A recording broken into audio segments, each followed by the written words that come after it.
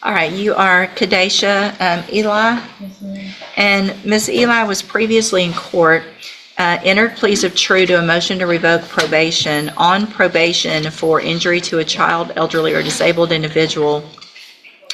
Entered pleas of true to counts 1 through 8. I've received an updated report. Has everyone had an opportunity to review that report? Yeah, Are there any additions or corrections? nothing to finish. Come from the state, Your Honor, unless Ms. Lopez has anything additional to her updated PSI. All right, thank you, Ms. Lopez. And there was not an agreement, correct? Correct. Mr. Lewis, you may proceed. Well, Judge, Ms. Eli, like I said, was previously placed on probation out of this court. Early on during her probationary period, it seems she had been doing really well, doing well, or has been able to comply with the terms of probation. During that time, of course, she had started having personal setbacks as far as her living situation, as far as where she would live and things of that nature. I believe at some point she did talk with probation about that, as far as trying to get some help with that. And it seemed to be working out well, even gotten to, I think she was living with your mother, your grandmother. And it seemed to try to get back on track, but at some point that situation didn't work out for her either. And that's when things started to really go downhill fast as far as the not reporting and things of that nature. And it snowballed on her. Since she's been in custody, she has been able to secure a more stable living situation, of course, with her brother, that will be available to her if the court decides to reinstate her. Also, employment. She has some employment options that's available to her as well. That I think that was her main problem or issue was stability. And I think since during this time, while she was already searching for these options, Judge, but they, unfortunately, by the time they became available to her, she was in custody.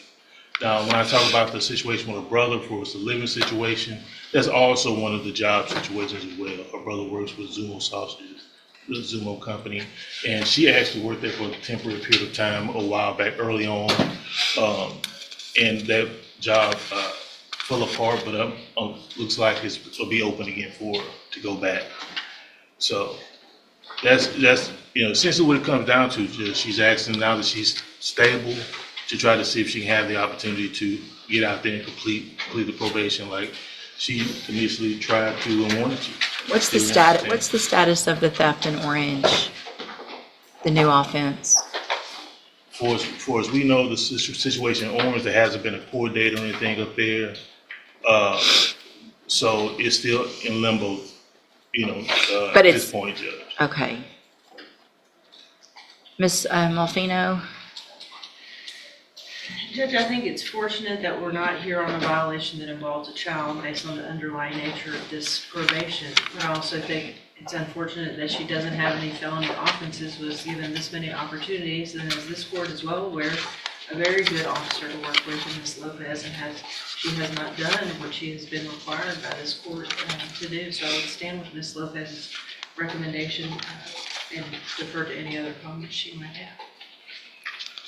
So, Ms. Eli, the problem that I have is that when you first got on your probation, we sent you to the cognitive track of ISF so that you could get tools to be able to be successful and do better and make it through probation. And when you got out of ISF, you were put on the high-medium caseload so that you would have help with all of these issues that Mr. Lewis is talking about. Help with places to live and with jobs, and you were given all of that. And so for me to say, okay, you've already been given all that and you didn't take advantage of it to give you some other opportunity and just let you out when I've already given you these sanctions, and the underlying case is just very, very serious, and the fact that you got a probation was a big chance. And if you hadn't already been to ISF, then maybe I'd be thinking about, okay, let's do ISF or let's do something to give you some tools to do better. But we did that. and you didn't take advantage of it. So at this time, I'm going to find that you entered your pleas of true to counts 1 through 8 freely and voluntarily. Find those counts true. Find sufficient evidence at this time to find you guilty, and at this time find you guilty of the offense of injury to a child. Sentence you to a term of 4 years in the institutional division of the Texas Department of Corrections.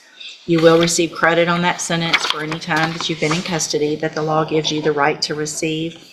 This is not a plea agreement, and so you do have some rights to appeal. You can talk to Mr. Lewis about that. I'm handing you the trial court certification. It shows you do have that right to appeal. I need your signature on that, and I'll get you a copy of it.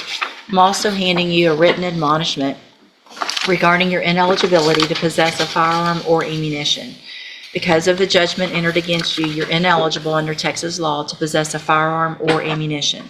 Possession of a firearm or ammunition could lead to charges against you. Firearm is a legal term, and you should read the written admonishment I provided you to see what devices qualify as a firearm.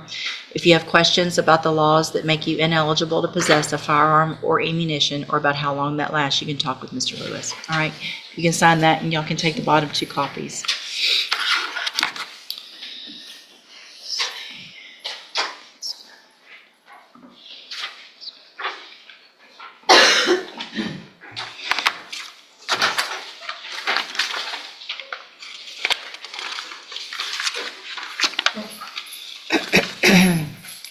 See, Leonard Guillory, Mr. Lewis.